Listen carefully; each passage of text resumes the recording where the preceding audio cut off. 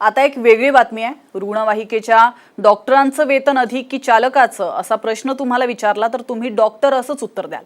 पण वस्तुस्थिती थोडी वेगळी आहे। 108 क्रमांकाच्या रुग्णवाहिकेचं व्यवस्थापन इतकं खिळखिळं झालंय की डॉक्टरांना ड्रायव्हरपेक्षा कमी पगार दिला जातोय। डॉक्टरांपेक्षा ड्रायव्हरचा पगार भारी। 108 क्रमांकाच्या रुग्णवाहिकांचं व्यवस्थापन बिघडलं। अत्यल्प वेतनामुळे डॉक्टर्स हतबल। वाहन चालक आणि डॉक्टर यांचे व्यवसाय वेगवेगळे, वेतनातील फरकही वेगवेगळा। पण राज्यातील 108 क्रमांकानं सुरू केलेल्या रुग्णवाहिकांवरील कर्मचाऱ्यांबाबतीत हे म्हणणं खोटं ठरेल। कारण रुग्णवाहिकेच्या वाहन चालकांचं वेतन आहे 12,000 आणि डॉक्टरांचं वेतन कुठे 10,000 तर कुठे 14,000। अभी बहुत से लोकेशन पे ऐसा है कि ड्राइवरों की पेमेंट ज़्यादा है, डॉक्टरों की कम है।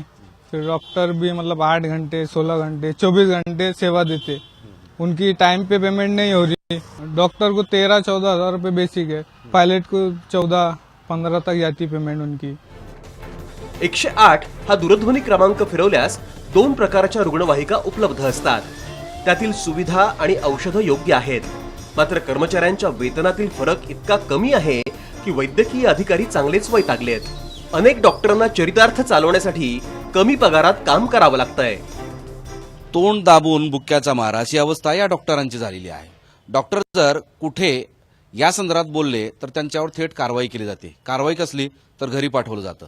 त्यामुळे डॉक्टर मीडियासमोर बोलायला कधीच येत नाहीत आणि याचाच फायदा ही व्यवस्था घेते आणि त्यामुळेच डॉक्टरांचे पगार हे ड्रायव्हरपेक्षा कमी आहेत। वेतनातील हा फरक रुग्णवाहिकेचा कारभार पाहणाऱ्या एका कंपनीला त्रयस्थ संस्था म्हणून देण्यात आला आहे।